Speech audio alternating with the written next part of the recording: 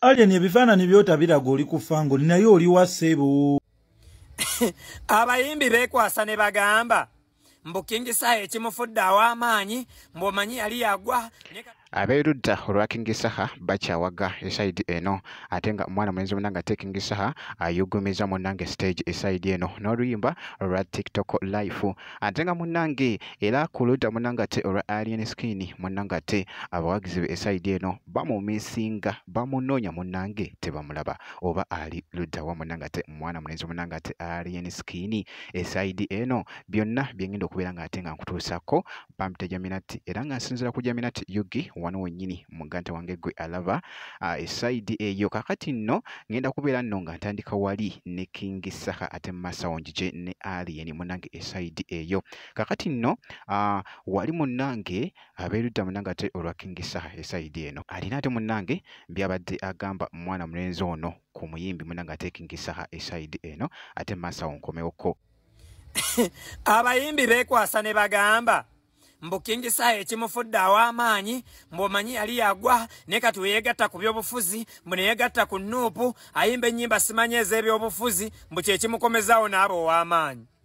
Kaakati nze ne neebuuza ne ŋŋamba bekkuba erigenda ku kitebe kya Nuupu tebalimanyi oba His Excellency Robert Kyagulanyi Ssentamu tebamumanyi nti balina muwenja nga mpiso. Abantu tebamanyi bye baagala bo mwe lwaki temujja nammwe ne muba b'amaanyi nga ye bw'ali. Kyogamba mwe temwagala kuba b'amaanyi nga ye oba mwe babaziba maaso nti mulowooza bulowooza bye yakola okuba ow'akabi kati nga bw'ali nga mwe temusobola kubiraba kubikola.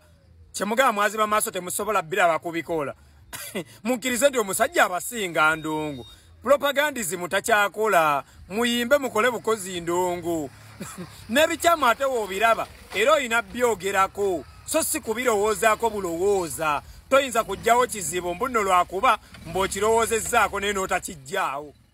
Weebityo nno munnange ate webitambudde nkugambye ate esaidi eyo era nga akatambyako katredinze nnyo ate wali ku mukutu munnange ate ogwa TikTok nga bwe nakusuubiza nti nebitredinga ate mbikuleetera wano ku Jaminati Yugi kakati ku saidi emu omwana mulenzi munnange ate King Saha era nga yayugumiza munnange ate ekifo esaidi eno era nga boogezako okulaba nkugambye stage yabadde ekutte akati abawagizi be nga bali mu kusaakaanya esaidi eri kasita yayimbye oluyimba munnange ate olwa TikTok live ate olufuuse ensonga ennaku zino esaidi eno.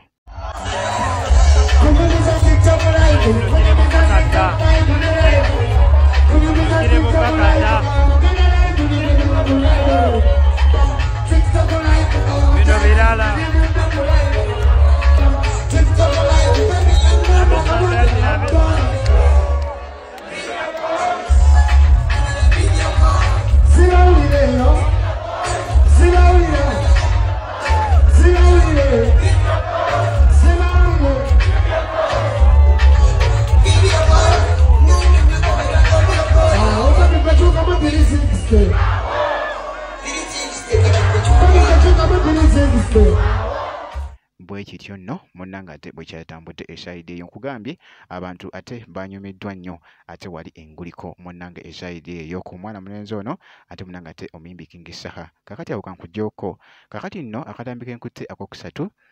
keko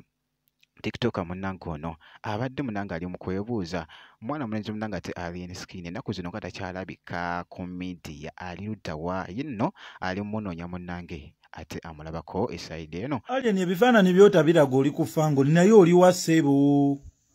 okuva we wadda kale katukirize nti tewakomawo ye Kenya walagawa oli ludda wa oyagala tumale kweyimba mu miguwa twetuge bwetuzi musajja gwe lwaki tovaayo n'olabikako luli twayisinganyanga naye mu mamotoka wano ku zi street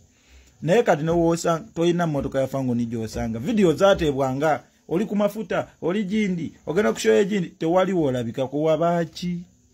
bane Alien kiki obunkenke bungi mwana Jugana nti nno mwana mulenzi ono Alien Skin yavuddeko n'apostingayo ekyo ekifaananyi era nga kikutte akati kasita ogenda ku TikTok ate munnange kitredinga okukamalako obumazi era nga akatambi ako kakyagenda mu maaso munnange ate okutredinga wali ku mukutu munnange ate ogwa TikTok eside eyo era nga bwenti wenkoze ne ku muyimbi awo Alien Skin ndowooza otegedde kigenda mu maaso ate ku muyimbi wo eside eyo kakasa nti no video gyempera like kosa ate ne kusubscribinga kasita obeera nga tonnaba ngenda kubeera nga nkomawo ate mu maaso eyo n'ebirala katono nnyo bwenti